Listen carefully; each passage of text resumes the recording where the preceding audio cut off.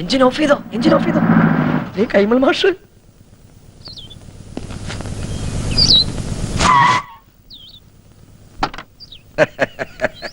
നമസ്കാരം. കൈമൾ മാഷല്ലേ? മാഷെ ഞാൻ അറിയും. കൈമൾ മാഷ് തന്നെ. പക്ഷെ മാഷ ഞാൻ അറിയില്ലോ. അറിയാൻ വഴിയില്ല, അത്രക്ക് അറിയപ്പെടുന്ന ആളൊന്നുമല്ല ഞാൻ. പക്ഷെ ഇനി അറിയും. അറിഞ്ഞാ പിന്നെ മറക്കേയില്ല. ഈ ചുറ്റുവട്ടത്ത് ഇങ്ങനൊരു കല്യാണം നടന്ന അറിവില്ല. വഴിതെറ്റി വന്നാ? വഴിയൊന്നും തെറ്റിയിട്ടില്ല, നേർവഴിക്ക് തന്നെയാ വന്നത്. പുളിക്കത്തറവാട്ടിലാ കല്യാണം നടന്നത്. ആഹാ, എത്തിയോ വാനരന്മാര്? എന്റെ ജാമ്യത്തിലാ നമ്പീശൻ ഓമനക്കുട്ടനെ കല്യാണം കൂടാൻ വിട്ടത്. എവിടെയാ അവൻ? കാറിന്റെ മുൻസീറ്റിലുണ്ട്.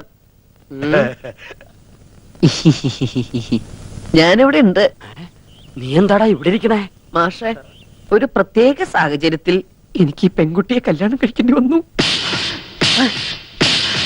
എന്റെ ഗുരുവായൂരപ്പ, ചതിച്ചുവോ? ചതിച്ചത് ഗുരുവായൂരപ്പനല്ല, മറ്റേ ചെറുക്കന്റെ വീട്ടുകാരാ. അപ്പോഴാ ദൈവദൂതനെ പോലെ ഓമനക്കുട്ടനെത്തിയത്. ദൈവദൂതനല്ലോ, ശിവനന്റെ യമദൂതനാണ്. എന്റെ കാഞ്ഞിരക്കാട്ട് ഭഗവതി, ഞാനിനി എവിടെ പോയി വിളിക്കാം? മാഷെ, എന്റെ കൈ വിടരുത്. ഇപ്പൊ എന്റെ കൈ വിടുക. ഇനി നീ ആയി, നിന്റെ പാടായി. അയ്യോ, അങ്ങനെ പറയരുത്. എനിക്ക് മാഷ് മാത്രമേ ഉള്ളൂ. ഞാൻ നിന്റെ അച്ഛനോട് എന്ത് സമാധാനം പറയും? പൊയ്ക്കോളൂ. ജീവൻ വേണമെങ്കിൽ ഈ പെൺകുട്ടിയെ വിളിച്ചോണ്ട് വന്ന കാലത്തിന് തിരിച്ചു പൊയ്ക്കോളൂ. എനിക്ക് ഇങ്ങനെയൊക്കെ പറ്റിപ്പോയി ഞാൻ കാല് പിടിക്കാം. എന്നിട്ട് കാല് പിടിച്ച് വലിച്ചു കയറുക ഭീമനെ പോലെ. ഞാൻ നിന്റെ ഗുരുവല്ലേ, ഗുരുദക്ഷിണ ചോദിക്കുകയാണെന്ന് കൂട്ടിക്കൊള്ളൂ. നീ ദേവീത് തിരിച്ചു പോവോ? അതെങ്ങനെ പോവാനാ? അച്ഛനും അമ്മയും എവിടെ വെച്ചാ വിളിക്ക്. അരിയും പൂവും എറിഞ്ഞ് മുഹൂർത്തം കഴിയുന്നതിന് മുമ്പ് പെണ്ണിനെ അകത്തേക്ക് കേട്ടാ പറയും. ഒന്ന് ഇറങ്ങി പോണോ? അരിയും പൂവും കൊണ്ടല്ല നമ്പീശൻ തന്നെ എറിയാൻ പോണത്. അയ്യോ അച്ഛൻ, ഇനിയുള്ള എന്റെ ജീവിതം മാഷിന്റെ മിടുക്ക് പോലെ ഇരിക്കും. ഇതാണോ അച്ഛൻ? അല്ല, നീ എവിടെ പോവാ? മൂത്രം വെച്ചിട്ട് വരാം. വേഗം വാ, എനിക്ക് പോണം. ഇനിയിപ്പോ എന്താ ചെയ്യാ? നമസ്കാരം. നമസ്കാരം. ആരൊക്കെ വിരുന്നുകാര്? വിരുന്നുകാരല്ല, കല്യാണക്കാരാ. ഞാൻ തീരെ പ്രതീക്ഷിച്ചില്ല കേട്ടോ. എവിടെ ഉള്ളവരാ? ഞങ്ങൾ ഇനി ഈ വീട്ടുകാരാകാൻ പോവുക അല്ലേ പക്ഷേ?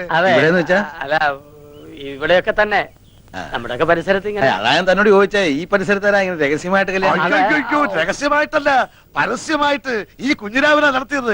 നല്ല അന്തസ്സായിട്ട്. സംശയമുണ്ട്, ചെക്കനോട് ചോദിച്ചു നോക്ക്. ചെക്കനോടുള്ള?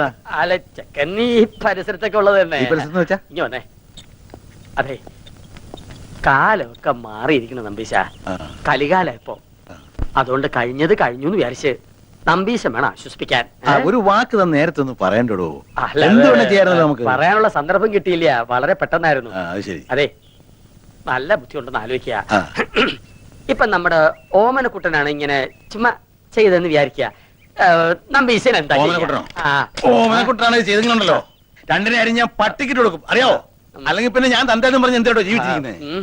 അങ്ങനെയാണെങ്കിലേ മരിക്കണോ ജീവിക്കണോ എന്ന് ഉടനെ തീരുമാനിക്കേണ്ടി വരും. എന്തിന്? ഇത് ഓമനക്കുട്ടൻ കല്യാണം കഴിച്ചോണ്ടിരിക്കണ പെട്ട കുട്ടന്റെ അച്ഛ, കല്യാണം മുടങ്ങി നാട്ടുകാരുടെ മുമ്പില് കൂട്ടുകാരന്റെ തറവാടിന്റെ മാനം കെടുന്ന ഘട്ടത്തിലാണ് ഓമനക്കുട്ടൻ മാലുവിന്റെ കഴുത്തിൽ താല് കെട്ടിയത്. വീട് ഏതാണെന്ന് വെച്ചാൽ അവരെ അനുഗ്രഹിച്ച് അകത്തേക്ക് കയറ്റിയാട്ടെ. മിണ്ടിപ്പോരുത്. തോന്നിയാസം കഴിഞ്ഞിട്ട് ഒരുമാതിരി അടിച്ചു കല്യാണം കൂടെ വന്ന ചെക്കന്റെ തല പെണ്ണിനെ കെട്ടിവെച്ചിട്ട് കുടുംബ മഹിമ പറയുന്നോ? ഇപ്പൊ ഈ നിമിഷമാണ് ഇവിടുന്ന് തന്റെ പെടനെ കൊണ്ട് എന്ന് പറഞ്ഞാൽ എങ്ങനെ? അവൻ പുട കൊടുത്ത പെണ്ണായത്. അവൻ കെട്ടിയ താലിയായി കഴുത്തെ കിടക്കുന്നത്. ആരോട് ചോദിച്ചോടോ കെട്ടിച്ചത്? അവൻ അനാഥ ചെക്കനാന്ന് വിചാരിച്ചോ? അവനെ കുറിച്ച് എനിക്ക് എന്തറിയാം? +2 പഠിക്കുന്ന ചെക്കനെ സംഭവിക്കാനുള്ളതൊക്കെ സംഭവിച്ചിട്ട് നമുക്ക് എന്ത് ചെയ്യാൻ പറ്റും? ആ പെൺകുട്ടിയെ അകത്ത് വിളിച്ചു കൊണ്ടുപോവുക. താനും മേടിക്കാടി. താൻ ഒറ്റ ഒരുത്തം കാണാൻ ഇതൊക്കെ ഉണ്ടായത്. ഇതിനെന്താ ചെയ്യാൻ പോകുന്നതും കാണിച്ചുതരാം. തന്നെയും തന്നെ തറവാട്ടുകാരെ മുഴുവൻ ഞാൻ കോടതി കയറ്റും. പിന്നെ എന്റെ മോൻ കെട്ടി താലി അത് ഞാൻ കോടതി വെച്ച് അഴിപ്പിച്ചിരിക്കും.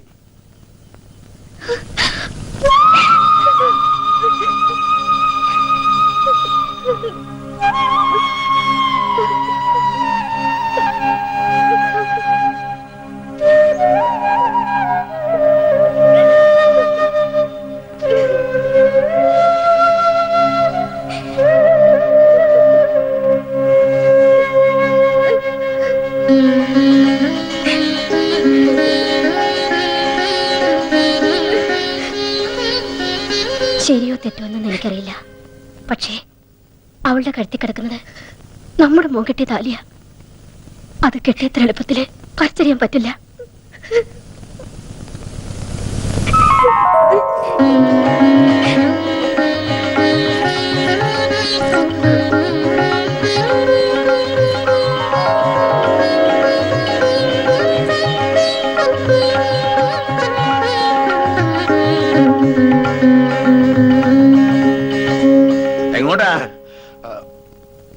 അകത്തേക്ക്. താൻ പോണ്ട. ഇനി ഈ ബന്ധത്തിന്റെ പേരും പറഞ്ഞ് താനോ തന്റെ തറവാട്ടിൽ ആരെങ്കിലും ഈ പടി ചവിട്ടിയ അരിഞ്ഞു കളഞ്ഞൻ.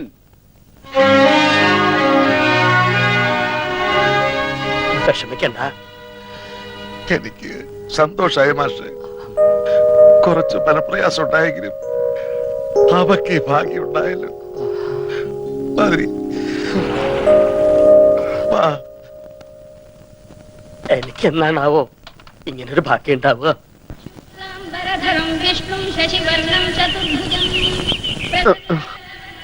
അനന്തശയനം മതിയാക്കുക. നല്ല ഉറക്കം കിട്ടിയോ? ആ ഉറങ്ങിപ്പോവും. സ്വയംവരം കഴിഞ്ഞാന്റെ ക്ഷീണം കാണും. ഇന്നലെ ഞങ്ങൾ നിന്നെ എവിടൊക്കെ അന്വേഷിച്ചെന്നറിയോ? നീ വല്ല കടുകയും ചെയ്യുമോന്നായിരുന്നു അമ്മയുടെ പേടി. നീ അത്ര ശുദ്ധനല്ലാത്തോണ്ട് എനിക്കാ പേടിയില്ലായിരുന്നു. ശവത്തി കുത്തരുത്. അപ്പൊ താൻ ആരാണെന്ന് സ്വയം ഒരു ബോധം ഉണ്ടല്ലോ. നന്നായി. നീ കല്യാണത്തിന് പോണോന്ന് പറഞ്ഞപ്പോ അത് നിന്റെ കല്യാണത്തിനാണെന്ന് ഞാൻ സ്വപ്നത്തിൽ കരുതില്ല. ഞാൻ പറഞ്ഞല്ലോ ഒരു അബദ്ധം. അബദ്ധങ്ങളുടെ ഒരു ഘോഷയാത്ര തന്നെയാണല്ലോ നിന്റെ ജീവിതം. പക്ഷെ ആ ഘോഷയാത്രയുടെ മുന്നിൽ കൊടിയും പിടിച്ച് നടക്കാൻ നീ എന്നെയാണല്ലോ തെരഞ്ഞെടുത്തതെന്ന് ഓർക്കുമ്പോഴാണ് ഒരു വിഷമം. അച്ഛൻ അയ്യോ, എന്താ മാഷേ? ഹേയ് ഒന്നുമില്ല. വെട്ടുപോത്ത് വെട്ടാൻ മരണു എന്ന് പറയുമ്പോ ആരാടോ ഞെട്ടാത്തത്? അച്ഛൻ എന്ത് പറഞ്ഞു? എടാ ശിവശിവ, അദ്ദേഹം ഉപയോഗിച്ച വാക്കുകളൊന്നും നിന്റെ മുഖത്ത് നോക്കി പറയാൻ ഒരു ഗുരുനാഥൻ എന്ന നിലയ്ക്ക് എനിക്ക് വിഷമമുണ്ട്. അത്രയ്ക്ക് വിളേച്ച. ശ്ശേ. അവളെ കുട്ടി. അവൾക്ക് കുട്ടിയുണ്ടോ? അതല്ല, അവള് നിന്റെ ഭാര്യയല്ലേ? അവിടെ തന്നെ ഉണ്ട്. അവളെ വീട്ടിൽ കയറ്റിയോ? ആ, തന്റെ അമ്മയും പെങ്ങളും നിലവിളക്കും ആരതിയും ഒക്കെ ആയിട്ട് അകത്തേക്ക് കയറ്റി. പെൺകുട്ടി വലത് കാലെടുത്ത് വെച്ച് അകത്തേക്ക് കയറുകയും ചെയ്തു. മാഷേ, ആ. എനിക്കൊന്ന് വീട്ടിൽ പോണെന്നുണ്ടായിരുന്നു. അതിന് താൻ പട്ടാളത്തിലൊന്നും അല്ലല്ലോ. ലീവ് എടുത്ത് പെട്ടിയും കിടക്കോട്ട് വീട്ടിലോട്ട് കയറാൻ നേരെ വീട്ടിലേക്ക് പോവുക. അതല്ല മാഷേ, ആ, മാഷും കൂടി വന്നാ എനിക്കൊരു താങ്ങിന്. താങ്ങിനിപ്പോ ആ ദാ, ഈ 10 കയ്യിലിരിക്കട്ടെ. കൂട്ട് വേണോ അത്രേ?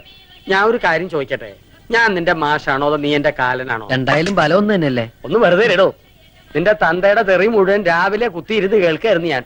അതിന്റെ നാറ്റം ഒന്ന് മാറിക്കിട്ടാൻ വേണ്ടിട്ടാണ് കുളിച്ച് ശുദ്ധമായിട്ട് അമ്പലത്തിലേക്ക് പറഞ്ഞത്. ആ ശിവ ശിവ. ആ, ഇവിടെ എങ്ങും കണ്ടിട്ടില്ലല്ലോ. എന്താ പേര്? മിസ്സിസ് പരമേശ്വരൻ. മിസ്സസ് ആണോ? മിസ് ആരും ഇല്ലേ?